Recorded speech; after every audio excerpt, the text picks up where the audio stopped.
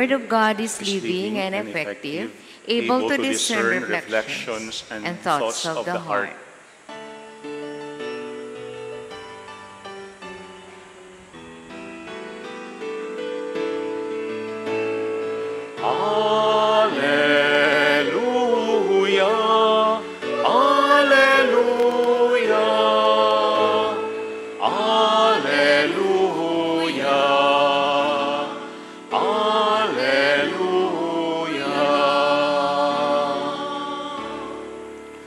My dear sisters and brothers, the Lord be with you. And with your spirit. A reading from the Holy Gospel according to Matthew.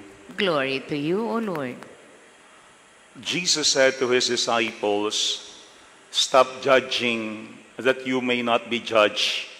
For as you judge, you will also be judged.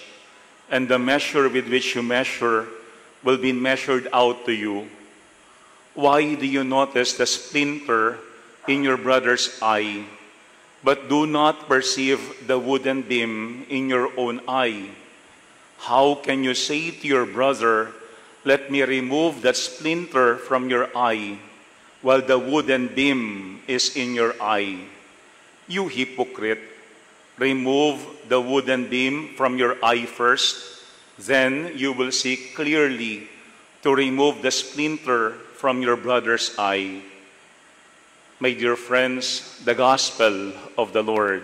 Praise to you, Lord Jesus Christ. Please be seated for a while. Again, my dear sisters and brothers, good afternoon. Good afternoon, Father.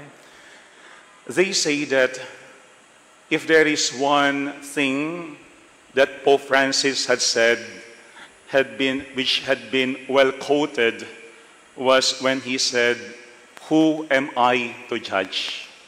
Yun daw ang laging kino-quote na sinabi ni Pope Francis before. Pero yung problem is that many people use it based on the way they want to see it, not based on the intention of the Holy Father when he had said it. Kasi marami ang tingin when the Holy Father has said, "Who am I to judge?" They think what the Holy Father said during that time was, "Mind your own business. Don't say anything against other people. Your own business lamang ang tutukan mo. Simply to keep quiet. Do not judge." Pero ano ba talaga yung intention ni Pope Francis when he said those words? Ang talagang ibig sabihin niya is that no one of us can really see what is inside the person. No, bakit? Kasi wala naman talagang nakakaalam sa atin sa buong katauhan ng ating kapwa o kaya sa buong pangyayari. And that is also what we see today in our gospel. When Jesus said, "Stop judging, that you may not be judged. For as you judge, so will you be judged. And the measure with which you measure will be measured out to you." Siguro kailangan nating i-clarify ano ba talaga yung meaning ng words of Jesus today in our gospel. I think three things that we have to remember. Number one is that judging is not the same as correcting. Judging is not the same as correcting. Jesus doesn't want us to judge other people, but he wants us to correct one another, because he himself had corrected a lot of people during his time. He had corrected the scribes and the Pharisees. Why? Because correcting a person is a sign of love and concern. Iba yung hinahatulan mo ang iyong kapwa sa itinutuwid mo ang iba. Kasi sometimes, ang isip natin, when someone is correcting us, our family, our office mates, our loved ones, as if they are already judging us. Yun ang pakiramdam kaagad natin. Kaya nga at times, we take it negatively against these people. Kaya tayo mismo nagtatampo, tayo mismo lumalayo, kapag pakiramdam natin tayo ay nahusgahan ng ating kapwa. Pero baka namang hindi tayo hinuhusgahan ng mga taong yaan kung hindi tayo ay tinutuwid lamang nila as a sign of their love and concern. Imagine, if you are a parent and you see that your son or daughter has been doing something wrong, hindi ka ba magsasalita? Siguro yun ang napakahirap.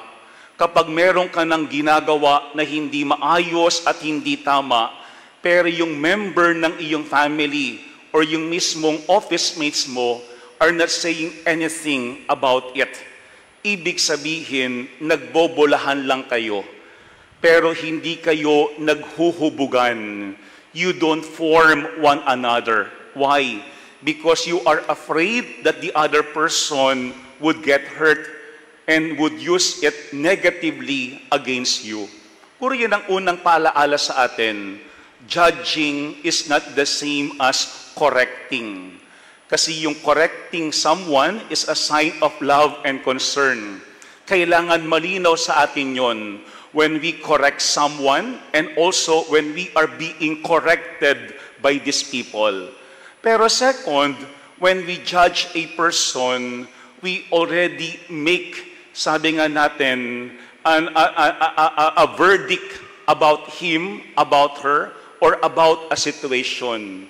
Judging a person or a thing is making a verdict. Parang binibigyan mo na ng tuldok yung taong yun. That's why we understand why Jesus doesn't want us to judge. Why? Kasi every person still has a hope that the person can still change. Ang sabi nga ni Mother Teresa ng Calcutta, if you keep on judging people, you don't have time to love them. No? Kasi nga baka ang iniisip natin hanggang dyan na lamang yung taong yaan. Hindi na talagang magbabago yaan ng kanyang pag-uugali. I remember before, si Cardinal Tagle had said, kapag ito yung ating mentality na yung ating kapwa wala ng pag-asa, tayo yung walang pag-asa. Bakit? Kasi sinarado natin yung ating isipan, yung ating puso tungkol sa ating kapwa na maaari pa namang magbago ng kanilang pamumuhay. Ito yung pangalawang point ng ating gospel. Sana we also exert effort to help other people change and become better. Kasi baka may mga pakakataon, we simply criticize certain people, but we do not help that person to realize what he or she has to change in himself or herself.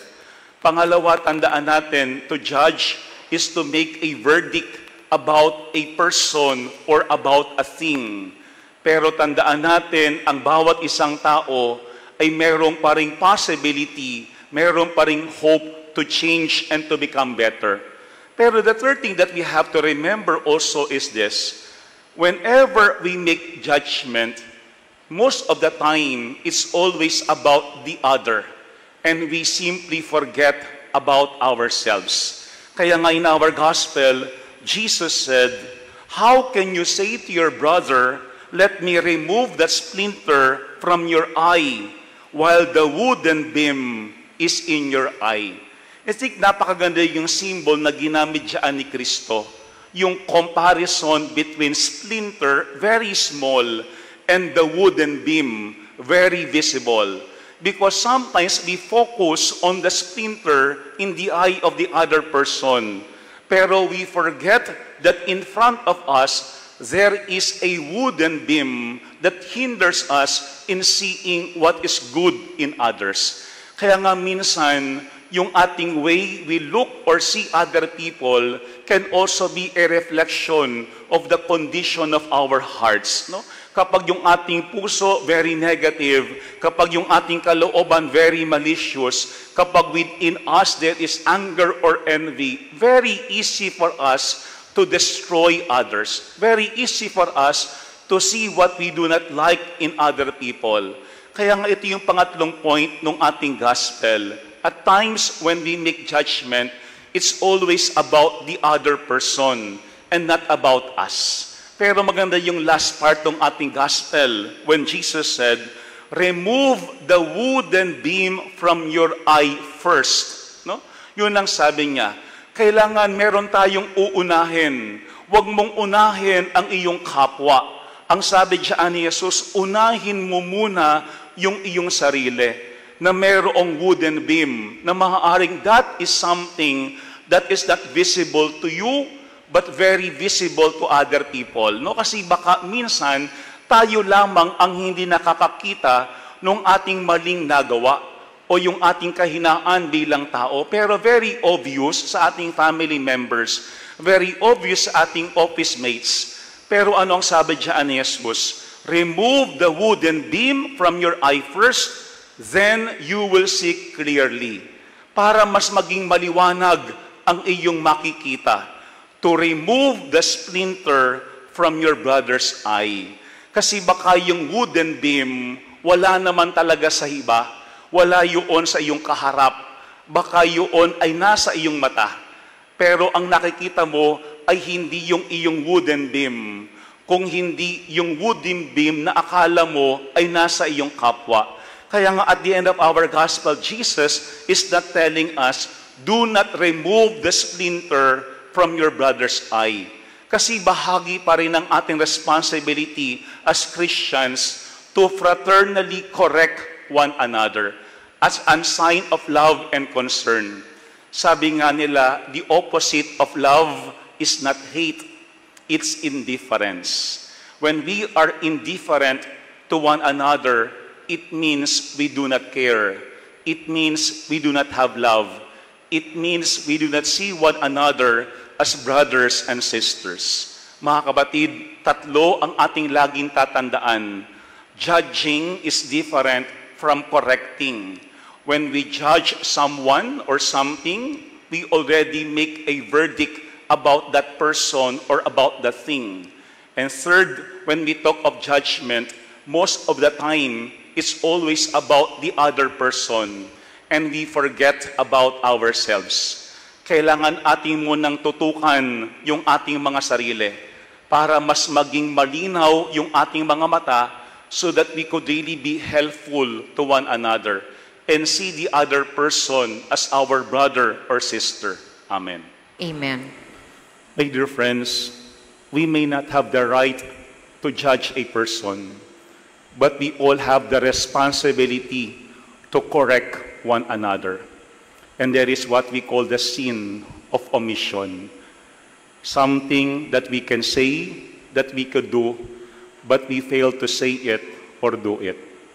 The Lord be with you. And with your spirit. And may Almighty God bless you and your families, the Father, the Son, and the Holy Spirit.